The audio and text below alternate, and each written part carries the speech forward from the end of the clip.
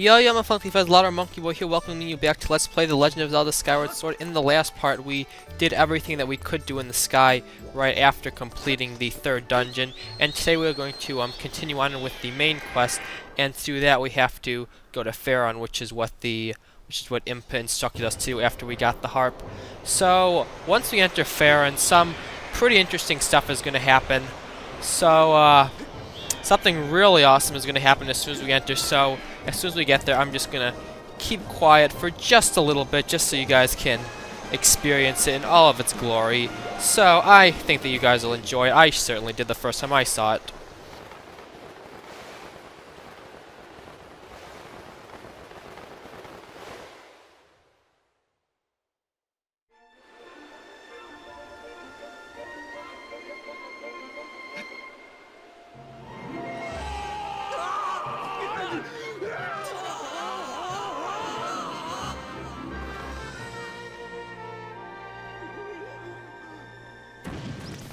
I love that cutscene so much. It cracks me up every time. It's just so, like, unexpected. I mean, we haven't seen Groose since, what, part 1 when he tried to sabotage the race, but then we beat him.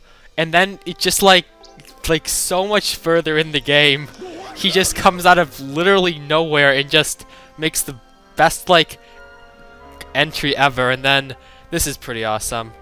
So here's Groose experiencing the surface for the first time, and he's a little freaked out. I mean, oh my god, that noise! He sounds like he's getting killed or something. I guess he hasn't. I mean, it's pretty cool because, like, you can see his, like, reactions to everything. Like, that's his reaction to a Goron, reaction to there even being something. I'm sure the voice actor of whoever voice acted this must have had a great time. This would have been like, what's going on? You know what I'm saying? I mean. So I figured I'd tell you might lead me to Zelda, and then, but this is so weird.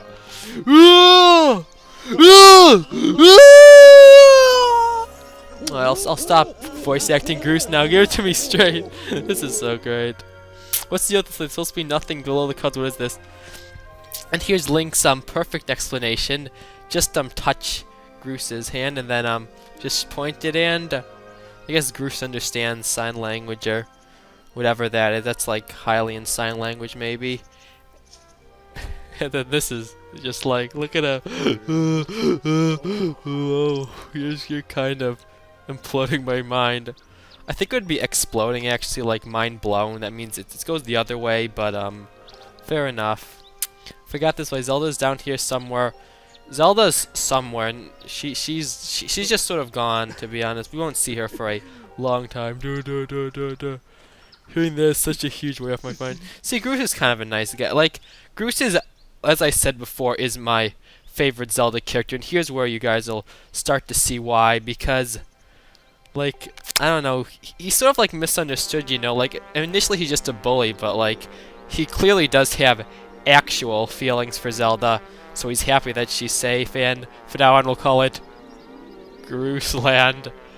Sorry, it's actually already called Faron. You weren't the first one here, but Groose is just gonna keep on getting more and more awesome. We got this right. The old lady living in the temple knows where Zelda is. Kind of. I'll see. You're doing a good job. You can head home. Big Groose will handle the search. Oh, I bet you will. You don't have a sword. You don't have a shield. You got scared from a few birds, so she wants to make the whole going out thing official. You didn't do anything. I don't think she even likes you, but I mean, I'll give it. He's got swag. He's got mojo. I'll give him that. So then Groose just goes off to the old lady. Catch you later. At the very least, he's at least sort of acting nice with Link now. I guess. Before we go in there and have some fun, I'm gonna see if I can catch any more of these birds. Now that I've got a big bug net, maybe I'll have a better advantage. Okay, I guess the big bug net does help. I don't even know if these bird stations are doing anything.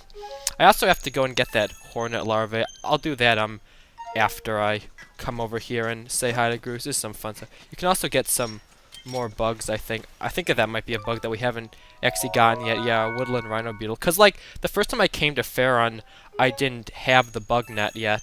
So, I guess I'll just show that off real quick. Because why not? I sort of have to, like, give you guys a break. I mean, after that awesome cutscene, I have to, like, do some mundane stuff like catch birds and stuff. before like the next awesome thing. And like this is just like gonna be the this is like gonna be like one of the craziest episodes just because of like how much stuff I know is gonna happen. So next up, something else funny happened. So gotta be kidding me, Granny. Yeah, I like how he calls the old woman Granny. That's typical Groose. You're messing with me. Say it again. I dare you. I double dare you, mother. Say what? One more goddamn time. I don't know. That's a Pulp Fiction quote. I decided to bleep out the swear words. I didn't even bleep them out. I just didn't say them. I don't know. Shut it, Granny. Oh, Groose. Groose definitely knows how to talk with elderly people. He was raised very right. How could it not be me? If it ain't me, then why would I even be here? 'Cause you followed me for some reason. Then Link the Savage just walks in, barging in. Now I get ya. Granny's been trying to tell me you're gonna be the big hero. Well, yeah. What a joke. Full of barrel and modesty, that's a load of garbage. I know you and you're the hero. Well, I take it back. No, he actually is a meanie. Sounds like the Hulk. Seriously. You should like voice act the Hulk in the next Avengers movie or something. You able to catch up with Zelda? Yeah. The Guardian. You can say Impa now. I know her name. Okay, never mind. I guess the game to have traveled somewhere in order to accomplish the great task. Very detailed. Thanks for the very detailed explanation of what happened. For the only gate to use, one way left to find them. Make use of the harp. Well, I figured that would come in handy. Did I have not yet familiarized myself? Oh yeah, I didn't even try to. Maybe I should have tried it a little while ago. Well, so in this game, the harp is always available if you just press up on the and then if you just press up on the D-pad, you can always like the harp is always there. Oh. So I'm really bad at this, but what you have to do is you sort of like the way you play is you hold A to like strum, and then you sort of swing the Wiimote back and forth. So here she wants me to like play with the like braid thing, so you sort of have to go like this. Okay, you learn fast. I just sort of played around like a spastic, but okay. This is one thing I'm actually not good at, is playing the harp. I've never been good at this.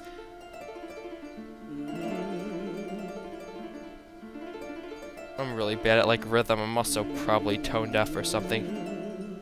But like here, basically you just want to like swing back and forth whenever like the like in time with like the rainbow thing.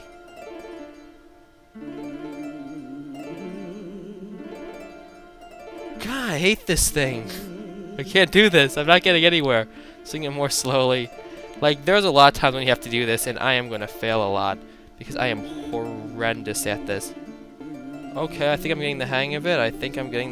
Okay, you sort of have to like figure out a good like speed to do, and once you've got that, it's not that bad. No, don't go away, light! No, come on, alright, come on. Let's go, 11, 12. Okay, I've got it. Finally. Took forever. But like, now that I'm not having to do it, I can explain. So as I said, you press A to basically be able to play, and then you just swing the Wiimote back and forth to strum it. And the idea is you, like in all the other like Zelda games, you would just like play it using buttons. Here you have to like sort of swing it back and forth at the rhythm. So right there, as you saw, like there was like light going inward and outward. So you basically had to swing one way, like at the exact same speed that the that like the light was going out, and then come back the speed that the light was going inward. And basically by doing that, that's how you play it. And by doing that, also we learn one of the songs. That's one of the 5 songs that you can play. And we unlock this thing, which is something. And Link is just like, what is this? No, it's the goddess's harp. Okay. Divine instrument of the goddess.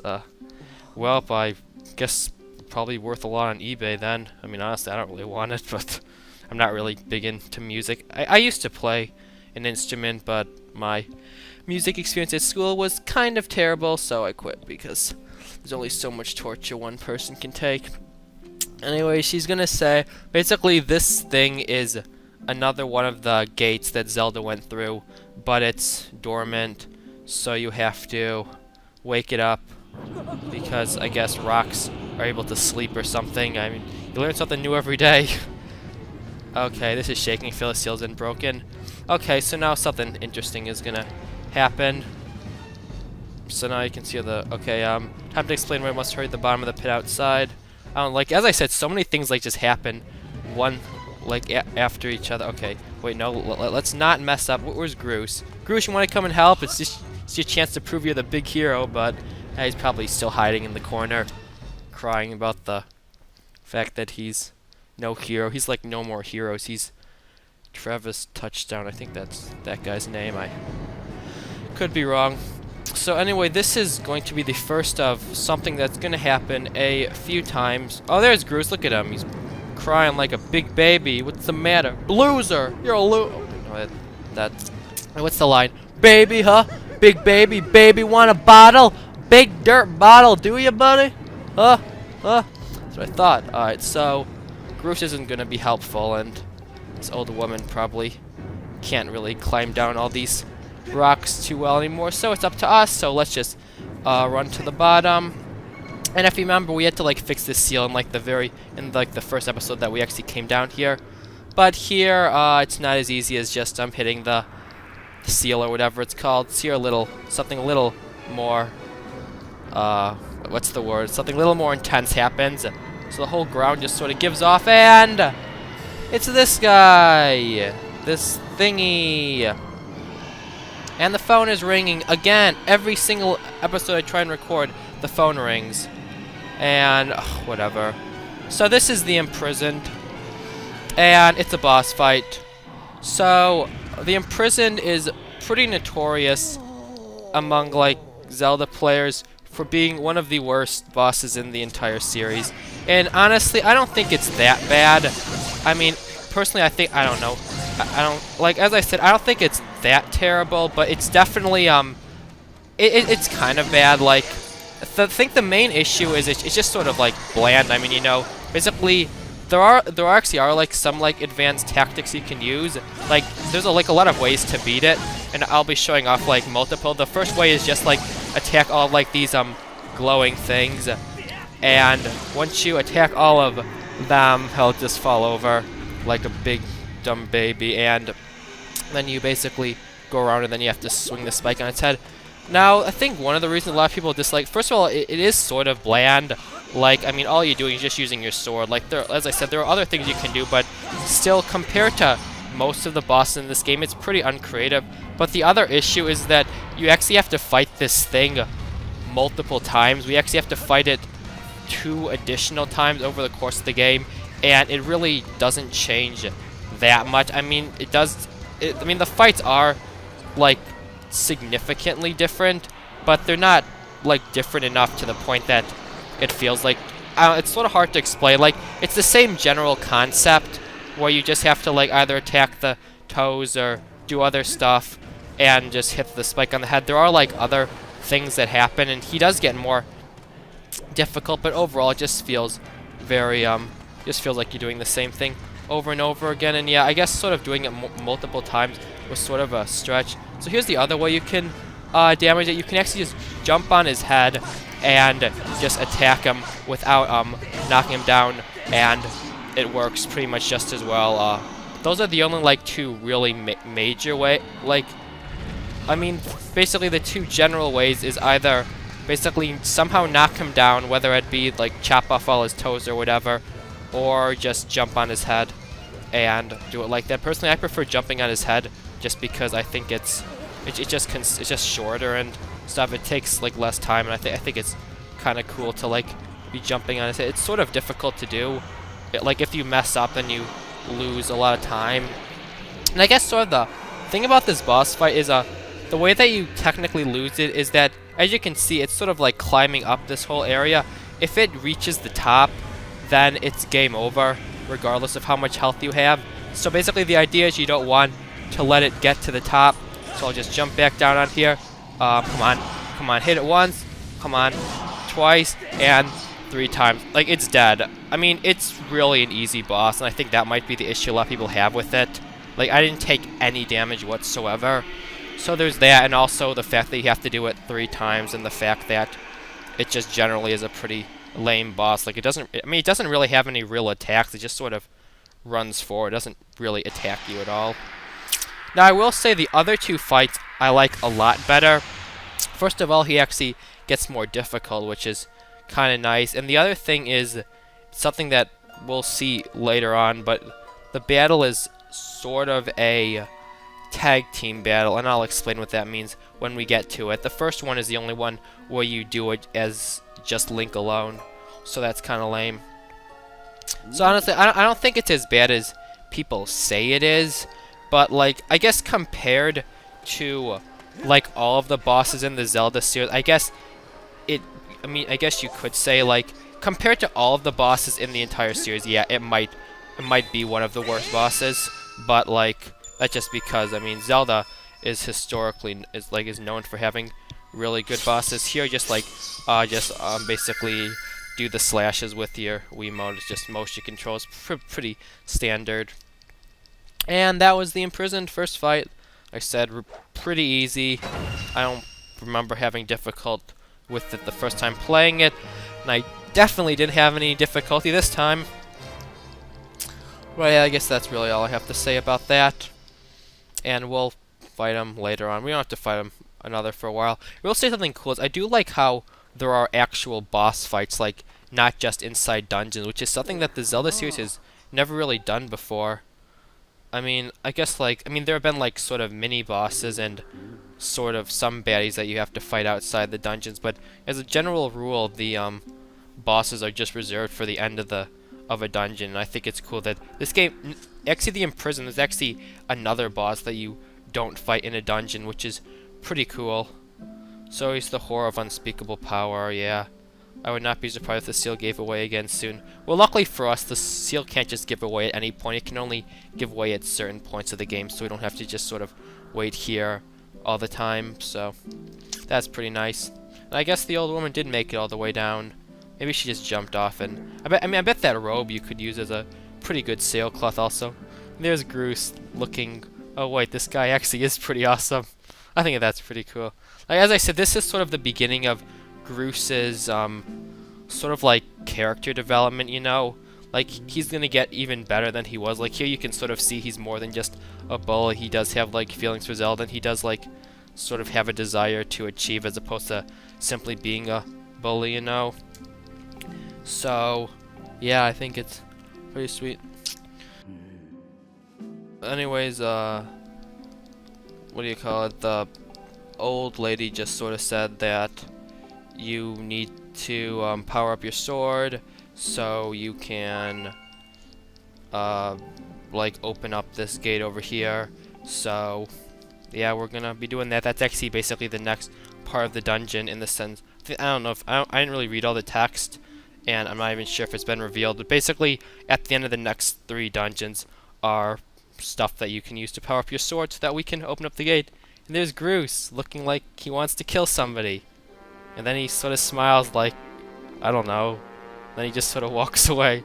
I hate even saying this, but I guess you got it all figured out, Granny. Oh wait, I didn't voice that one. He's more like, you say yourself short, my friend. So he just sort of storms away because I guess he realized that he's kind of useless for now. He does have uses later on, but for now he's just sort of there. So that was fun. Anyway, that's all that we have to do down here.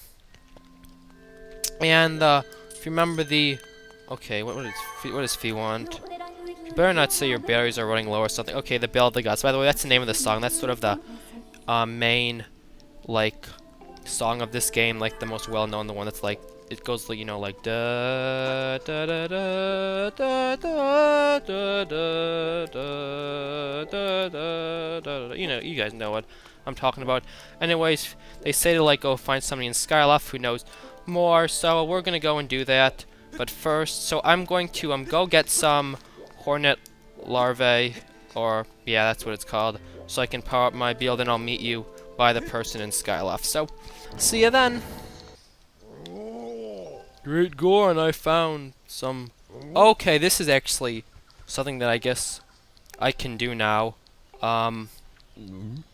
Okay, so I'll explain this right now. Basically, he says he's basically telling you that whenever there are these butterflies around, you can actually like play your harp, and something cool will happen.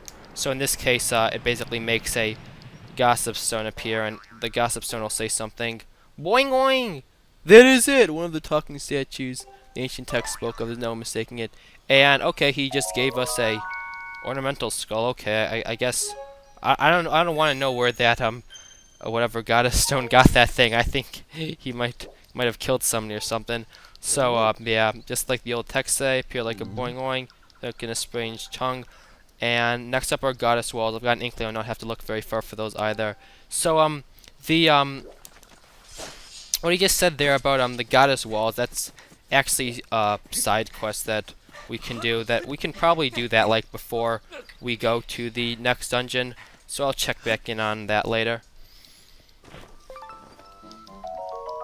Okay, I think I just got a new type of bug called the Farron grasshopper that you just sort of get in Farron. I was just like walking down the path to get to the place where the hornets are, and you can just sort of see them like jumping all around. So yeah, there's that. Oh wow! I just remember, now that we've got the hook beetle, we can actually pick up the beehive, and we can basically drop it over here. So by doing that, we can actually get the hornet larvae. So that's pretty sweet. Actually, one other thing I can now show you is that now that we have the bug net, we can actually catch the bees that are swarming all over the place. So let me go and grab that and just go like this, and you can basically catch like all the bugs. This is like, have we like gotten all the bugs at this point? Okay, no, we're still missing one, but like here's another one, and yeah, their bees are like everywhere, so you can just like catch all of those. So like, how many are we even at now? So I just caught 20 of them. So if you ever need any bees, that's where you're gonna get them. Alright, and we are back. I am here in Skyloft. I got like I think 8 hornet larvae and a ton of those Deku hornets. I think that's what they're called. And we're entering the Skyloft Academy because if you couldn't tell, the person who we have to talk to, who may or may not have more information about the ceremony, I think, not sure if you guys actually would have like read the text, but basically we have to come and talk to Headmaster Gabor, also known as Zelda's dad, and he's got like little bubbles on top of his head, so he's obviously got something cool. Any close to finding my Zelda? Well, I did see her for like a few minutes, and then she sort of disappeared into something. Things must be terribly trying for her. What does that mean? What do you mean, terribly trying? I mean, can't be easy for you either. It's not that bad. I mean, I'm getting in shape at the very least. One of the lyrics, the song Zelda sung. Sing it! I don't care. Listen, as I said, I wouldn't feel comfortable sending you, but if it's lyrics you want, I can recite them for you. Come on, man! You never know until you try. Alright. Oh, youth guided by the servant of the goddess, unite earth and sky, and bring light to the land. That's the first part. See? I'll sing it for you. Oh, youth, show the 2 whirling sails the way to the light tower, and before you a path shall open, and a heavenly song you shall hear. I don't know. I tried to sing it to the like beat of the actual Ballad of the Goddess, and probably did terrible. But at least I tried, unlike Gapor, who's too scared to sing. I mean, come on, it's just Link. I mean, he's saving your daughter. At least you could do is sing for him. So anyways, 2 whirling sails. I'm not sure. He said something about how the light tower is in Skyloft, and yeah. So I'm probably going to I think I'll do the light tower right now. Well, because I don't really know how long this video will be, since I'm gonna be cutting out like a ton. Like, I've been recording for 40 minutes, but like I think 15 minutes of that was me grinding, and there's other stuff I don't know. I mean, like I said, I'll do the what you have to do for the light tower, and then I will probably stop and I'll finish the main part in the next part.